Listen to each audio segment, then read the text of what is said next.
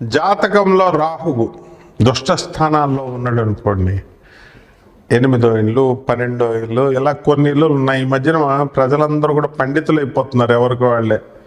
జాతకంలో 8 అండి, 8వ ఇంట్లో రాహు ఉంటే ఇది కదండి, 12 రాహు ఉంటే మీరు జ్యోతిష్యం అయితే ఇంకెందుకమ్మా 8, 12 స్థానాలు చెప్పితే సరిపోద్దా? దానికి టెక్నికల్ ఫ్యాక్టర్స్ ఉంటాయి. ఒక్క జ్యోతిష్కుడికి ఓపెన్ ఛాలెంజ్ ఇస్తున్నాను నేను. అరే బాబు, ఈ యొక్క కుజుడికి లేకపోతే రాహు యొక్క వేగము ఇది 1/3/5. దీన్ని యూనిట్స్ ఏంటి? దీన్ని దేంతో కొలుస్తాం రా నాయన? మనిషి కేజీలు 100 కేజీలు ఉన్నాడు అనుకో, కిలోల్లో కొలుస్తున్నాం. ఒక వస్తువు ఉందనుకో 50 రూపాయలు అంటాం, రూపాయల్లో దీని యూనిట్ అంటాం. అలా ఈ వెలాసిటీని ఎందులో కొలుస్తాం? కిలోమీటర్ పర్ అవర్ అని చిన్న పిల్లాడు చెప్తాడు, మీటర్ పర్ సెకండ్ చిన్న కుర్రాడు చెప్తాడు. అయి కాదు నాయన బంగారం. 1/3/5 అంటే ఒక్క జ్యోతిష్కుడు ఒక్కడు చెప్పడు, జ్యోతిషాలు చెప్పేస్తారు, మళ్ళా ఓపెన్ ఛాలెంజ్లు ఇసిరేస్తారు. కాబట్టి ఈ యొక్క రాహువు పట్టుకుంటే ఏమవుతుందో తెలుసా? జాతకంలో దుష్ట స్థానాల్లో రాహు ఉన్న, రాహు మహర్దశలు జరుగుతున్నా, రాహు బాలేకపోయినా వీళ్ళందరూ కూడా మెంటల్ గాళ్ళు అయిపోతారనమాట. మెంటల్ డిప్రెషన్లోకి వెళ్ళిపోతారు. పాప అమాయకులైన చిన్న పిల్లలంటే వదిలేయండి. ఉద్యోగాలు చేస్తున్నప్పుడు బాబ్బా అంత గొప్పోళ్ళు లేరు అని ఎడ్డమంటే తెడ్డం మాట్లాడేవాడు, పిల్లలతో డిస్కషన్లు పెట్టేవాడు. ప్రతివాడు కూడా ఈడి వివరాలు చెప్పడం, అవతలోడు వివరాలు అడుగుతాడు. నీ పెళ్ళం ఏంటి, నీ పెళ్ళం పేరు ఏంటి, నీ పెళ్ళం ఫోన్ నెంబర్, ఈడి ఫోన్ నెంబర్ అయితే ఈడి పెళ్ళం ఫోన్ నెంబర్లు. మీ ఇంటికి వస్తా, ఆడింటికి మనల్ని రమ్మండు, మీ ఇంటికి వస్తూ ఉంటాడు. చూడండి కొంతమంది బ్యాచ్ అంటే మన పిల్లలు అంట్లు తోముకుంటూ గొడ్డలు పైకి ఎత్తుకొని కడుక్కుంటుంటే వచ్చి చూడడానికి అనమాట. ఆడి పిల్లల్ని మాత్రం సేఫ్ సైడ్లో ఉండాలి. అరే గాడిదే, ఇటువంటి గాడిదలందరినీ కూడా రాహు డిపార్ట్మెంట్ పట్టుకొని తోలు తీసేస్తాడనమాట. మెంటల్ యాషాలు ఏం చేస్తాడు. ఒకడు ఉండేవాడు, నా ఫ్రెండ్ ఒకడు, రాము గారని, మోతీనగర్లో ఉండేవాడు. మనకు చాలా బెస్ట్ ఫ్రెండ్. దొంగ పువ్వులు కోసేసేవాడు. అంటే డబ్బులు లేక కాదు, కొనుక్కొని పెట్టేవాడు. ఈ పువ్వులు కూడా ఎక్కువ వస్తాయి కదా అని. విచిత్రం ఏంటంటే 100 రూపాయలు పెట్రోల్కి పోసుకొని 10 రూపాయల పువ్వుల కోసం అంత దూరం వస్తాడు పాపం. అదొక అలవాటు సరదాగా. పారిజాతం పువ్వులు అన్నీ ఏరేసుకునేవాడు వాటర్ కొంచకుండా. చెట్టు పువ్వులు గార్డెన్లో ఉంటే అన్ని పువ్వులు కోసి పారేసేవాడు. వానర్కి 4 అన్న ఉంచాలి కదా, మొత్తం కోసి పారేసేవాడు. నో వానర్ గెనర్ పట్టేసుకున్నారు ఆయన 2-3 సార్లు. బాబు నువ్వు పూలు కోస్తున్నావు, మాకు ఉంచట్లేదు, నువ్వు రోజు కోసేస్తున్నావు, మాయమైపోతున్నాయి. మేము పొద్దున్న చల్లని 6:30కో 7:00కో కోసుకున్నామంటే లోపల మాయం చేసేస్తున్నాం. నా పరిస్థితి కూడా ఇప్పుడు అదే. ఆడవాళ్ళు మా ఇంటి ముందున్న ఆడవాళ్ళు రోజు పూల దొంగలు అనమాట, పువ్వులు కోసేస్తున్నారు. అలా కోసేసినాడు ఏమైపోయాడు తెలుసా? ఈ రోజున ఆల్జీమర్స్ రోగం వచ్చేసింది. మర్చిపోయాడు, పెళ్ళాన్ని గుర్తుపట్టలేడు, కొడుకు పెట్టలేడు. పాపం ఇప్పుడు అలాగా 7 సంవత్సరాలు అయిపోయింది అనుకున్నప్పుడు ఇంకా చావు బతుకులకు వచ్చేసాడు. జనత్ హుసేన్ IAS ఆఫీసర్ గారు, మరి పాపం ఆయనకు కూడా ఆల్జీమర్స్ వచ్చింది. ఎంతోమంది IASలు మేధావులు, అంటే బ్రెయిన్లో ఉన్న పవర్ అంతా వాడేస్తారు వీళ్ళు. వాడేస్తే తక్కువ టైంలో వాడేస్తే మరి మెదడులో ఇది పోతుందన్నమాట. అందుకనే ఎక్కువ మనం మాట్లాడకూడదు, ఎక్కువ వాడేయకూడదు బ్రెయిన్ని. ఎక్కువ అతి సర్వత్రా వర్జేస్తున్నారు. ఎవరికి ఏదైనా ఎక్కువ ఉంటే అది నాశనం అయిపోతారనమాట. సీతాదేవిని ఎందుకు ఎత్తుకెళ్ళిపోయాడు రావణాసురుడు? ఎంతమంది అంటే సీతాదేవి బహు సౌందర్యవతి, మహాలక్ష్మి కదా, ఎత్తుకుపోయాడు. ఈ విషయం తెలిసి కూడా నాకు అందమైన పెళ్ళం కావాలా, నాకు తెల్లగా ఉన్న పెళ్ళం కావాలంటారు. ఈ ప్రపంచంలో పెద్దలు ఏం చెప్పారు? ఇల్లాలు మర్కటంగా ఉండాలా, కోతిలాగా ఉండాలా పెళ్ళం, అప్పుడు దాన్ని ఎవరు చూడరు. ఇల్లు ఇరకాటంలాగా ఉండాలా, చిన్నగా ఉండాలా. పెద్ద ఇల్లు 3 బెడ్రూమ్ 2ప్లెx 2 రూములు. మరి చుట్టాలు వస్తారు, ఇల్లు ఖాళీగా ఉంది కూడా వస్తారు. వచ్చినాడు 4 రోజులు ఉంటాడు, ఉండటానికి ఏడుపులు. మీకు అలా ఇల్లు చిన్నగా తీసుకో, మళ్ళీ చుట్టాలు రాకూడదు, మేమే ఉండాలి, ఒంటరిగా ఉండాలి. మళ్ళీ ఫ్రెండ్స్ ఫ్రెండ్స్ ఫ్రెండ్స్, మగుడు డ్యూటీకి వెళ్ళిపోతాడు, ఫ్రెండ్స్ ఫ్రెండ్స్ ఫ్రెండ్స్, జిమ్ తర్వాత ఇక్కడికి తిరగడాలు, పార్టీలు, కమ్యూనిటీలు ఎక్కువగా ఈ గేటెడ్ కమ్యూనిటీస్లో జరుగుతూ ఉంటాయి. ఆ తర్వాత అత్తగారిని చూడరు, దాన్ని లేపేస్తారు. చచ్చిపోయిన తర్వాత అప్పుడేంటి పరిస్థితి? ఒంటరిగా ఉన్నానండి, భయం వేస్తుంది, లోన్లీగా ఉన్నాను, ఈ సోదికి ఎవరితోనో ఫోన్లు, అందరూ మంచోళ్ళు ఉంటారు కదా. ఈ విధమైనటువంటి అన్నీ కూడా ఎందుకు వచ్చింది? డిప్రెషన్లు రాహు పట్టుకుంటాడు. పాపపు కర్మల వల్ల, వీళ్ళందరూ కూడా చేసే పాపపు కర్మల వల్ల మీకు ఇలాంటి రాహు పట్టుకుంటాడు, పిచ్చోళ్ళ చేసేస్తాడు. నేను చెప్పేది నిజమైనటువంటి ఒక సత్యమైనటువంటి విషయం. నా ఇంటర్మీడియట్ బచ్చా ఏజ్లో జరిగిన సంఘటన చెప్తా. Government junior college Rajahmundry, doctor Sarvepalli Radhakrishna garu, the president of India, past president of ఇండియాగా చేసినటువంటి ఆయన లెక్చరర్గా మాకు, ఆయన అందులో కాలేజీలో 30 సంవత్సరాల ముందో 40 సంవత్సరాల ముందో ఎప్పుడో వర్క్ చేశారు అక్కడ. మేము ఆ కాలేజీలో తదనంతరం మేము చదువుకున్నాం. అందుకని మా కాలేజ్ మాకు గొప్ప. డాక్టర్ సర్వేపల్లి రాధాకృష్ణే మా దగ్గర చేశారు, మా మాస్టర్ అని. అయితే అక్కడ మా ప్రిన్సిపల్ చంద్రశేఖరరావు అని ఉండేవాడు. శోభన్ బాబు అని ఒక కుర్రాడు ఉండేవాడు, మా క్లాస్మేట్. ఆడికి నేను జాతకం చెప్పాను, అరే నిన్ను పిచ్చోడైపోతావు నువ్వు ఆఫ్టర్ 5 years అని. ఇంటర్మీడియట్ అయిపోయిన తర్వాత ఆఫ్టర్ 5 years నీకు రాహుమాద వస్తుంది, రాహు బాగాలేదు, నువ్వు పిచ్చోడైపోతావు అన్న. అంటే ఆయన వెళ్ళాడు, ఆ కుర్రాడు వెళ్ళి వాళ్ళ నాన్నకి చెప్పాడు. వాళ్ళ నాన్న ఏం చేశాడు, మా అబ్బాయిని పిచ్చోడైపోతావు అంటాడా అని నా మీద గొడవకు వచ్చాడు. డైరెక్ట్ ప్రిన్సిపల్ కంప్లైంట్ ఇచ్చాడు. మరి నీకు ఈ గోల ఏంట్రా అన్నాడు మా ప్రిన్సిపల్. నేను పాఠాలు చదువుకో, మ్యాథ్స్ చదువుకోండిరా అంటే జాతకాలు చెప్పడం ఏంటి, ఆడిని పిచ్చోడు అయిపోతాడని చెప్పడం ఏంటి, ఆడు నీ మీద కంప్లైంట్. ఏం చేయమంటావురా, టీసీ ఇచ్చేయమంటావా? లేదా జ్యోతిష్యాలు చెప్పక అలర చెయ్యవు, కానీ జ్యోతిష్యాలు గోల ఏంట్రా అన్నాడు. అంటే మనకు అలవాటు, మరి మనకి బై బర్త్ వచ్చింది. ఏం చేసాం, సరే వాళ్ళ ఫాదర్ని ఏదో మాస్టర్లు అంటే ప్రేమ పాత్రలు గురువులు అంటే, ఆ గొడవ లేకుండా సెట్ చేసేసాడు మా గురువు గారు, మా మాస్టర్ ప్రిన్సిపల్ గారు. ఆయన అలాగే కంటిన్యూ అవుతున్నారు. మేము ఇంటర్మీడియట్ అయిపోయినాయి, ఇంజనీరింగ్లో చదువులు అయిపోయినాయి. ఒక రోజున ఆర్యాపురం సత్యనారాయణ స్వామి గుడి వీధిలో అలా నేను వెళ్తున్నాను. ఆయన ఎలాగ వస్తున్నాడు, పిచ్చోడైపోయి,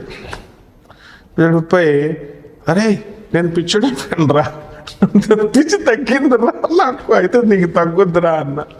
అప్పుడు వాళ్ళ ఇంటికి తీసుకెళ్ళాడు, పిచ్చి తగ్గింది కాబట్టి. వాళ్ళ నాన్న, బాబు నేను ఆ రోజు అన్నాం బాబు అంటే, మా మాస్టర్కి చెప్పు, ఆ రోజు నన్ను అవమానించావు. మా మాస్టర్ బాధపడ్డాడు, నన్ను సేవ్ చేశాడు. నువ్వు టీసీ ఇప్పించాలని చూసావు, కానీ నాకు జీవితాన్ని ఇచ్చాడు మా మాస్టర్. టీసీ ఇవ్వకుండా, నాకు టీసీ ఇచ్చుంటే ఏంట్రా నీ కొడుకు పిచ్చని నిజం చెప్తే నేను, నాకు టీసీ ఇప్పించాలని చూసావా అని చెప్తే, అప్పుడు మా గురువుగారి దగ్గరికి వచ్చి ప్రిన్సిపల్ గారి దగ్గర సారీ చెప్పాడు. అప్పుడు మా సార్ ఎప్పుడో చెప్పారు, అరే నువ్వు దేవీపుత్రుడు రా. ద ఫస్ట్ బుక్ నేను రాసింది దేవీ గీత అన్న బుక్. ఓం సర్వ చైతన్య రూపాంతాం ఆధ్యాం విద్యాం చదివి బుద్ధిమ్యోన ప్రచోదయాత్. పురాణ పండ రాధాకృష్ణమూర్తి గారు మా గురువు గారు. రాజమండ్రి రైల్వే మిక్స్డ్ హై స్కూల్లో మరి సుబ్రహ్మణ్య శాస్త్రి మాకు తెలుగు వద్దంటే నేర్పించేశాడు. మరి ఫిజిక్స్ సార్ మాకు వైఎస్ఎన్ మ్యాథ్స్ ఎస్ఎస్. మా మాస్టర్లు అంతా మెంటల్ మాస్టర్లు అనమాట. మా మాస్టర్కి చెప్పాను, మ్యాథ్స్ మాస్టర్ సార్ మీకు మెంటల్ వస్తుంది అన్నాను. ఏం మెంటల్ రా అన్నాడు. ఏం మెంటల్ రా అంటే, ఇప్పుడు కాదు గురుగారు, జస్ట్ మీరు రిటైర్ అయ్యే టైం తర్వాత వస్తుంది అన్నారు. అంటే ఆంజనేయ స్వామి గుళ్ళో, ఇన్నిస్పేటలో ఆంజనేయ స్వామి గుళ్ళో కూర్చొని ఉన్నాడు, తెల్ల బట్టలు వేసుకుంటాడు ఆయన. నేను వెళ్ళి పక్కన కూర్చున్నాను. మరి నువ్వు అన్నట్టు నాకు మెంటల్ వచ్చిందిరా అన్నాడు. ఎందుకు గురువు గారు అంటే, నాకు పెన్షన్ వద్దని గవర్నమెంట్కి రాస్తున్నాను అన్నాడు. పెన్షన్ వద్దంటే గురుగారు, అందరూ పెన్షన్ తక్కువైందని కోర్టుల్లో కేసులు వేసి ఫైటింగ్ చేస్తుంటే మీరు వద్దురా మనకు వద్దురా అంటున్నాడు. మా సేమ్ ప్రిన్సిపల్ సార్ అక్కడ ఉన్నాడు, చంద్రశేఖర్ సార్. చూసి ఆయన దగ్గర చేసిన ఆయనే కదా, ఈయన ఎస్ఎస్ గారు మ్యాథ్స్, సాదా సుబ్రహ్మణ్యం, అన్ని ప్రూఫ్స్తో సహా చెప్తున్నాను నేను. Real stories, real time stories, రాహువి నాయి కాదు. మన గొప్పలు చెప్పుకోకూడదు. మన గొప్పలు చెప్పి నన్ను పట్టుకుని పిచ్చోని చేసేస్తారు. కాబట్టి రాహు తోలు తీసేస్తాడు అందరిది. అప్పుడు మనుషులు వద్దనే రాశాడు. అప్పుడు మా ప్రిన్సిపల్ ఒక అమూల్యమైన మాట చెప్పాడు. ఎవరో తెలుసా? మా ప్రిన్సిపల్ సార్ తర్వాత మా ప్రిన్సిపల్ దగ్గర చేసినటువంటి మా యొక్క Viswanatham garu, N Viswanatham, JNTU professor computer science, మాకు కొన్ని సంవత్సరాల సీనియర్, మా క్లాస్మేట్ వాళ్ళ మా బాబా అంటాం మనం. మొన్నే రిటైర్ అయ్యారు. ఆయన ఏమంటారు, ఒరే పెన్షన్ వద్దంటే గవర్నమెంట్కి ఎంటర్ ఇంకా ఆనందం, దానికోసం ఫైటింగ్ అవసరం లేదు, వద్దన్నాడు అంతే. ఇదొక రకం మెంటల్ అన్నాడు. రకరకాల మెంటల్స్తో పట్టుకుంటాడు రాహు. ఒకడికి పెళ్ళం పిచ్చి, పెళ్ళం వదలడు, సిగ్గు శరం లేదు.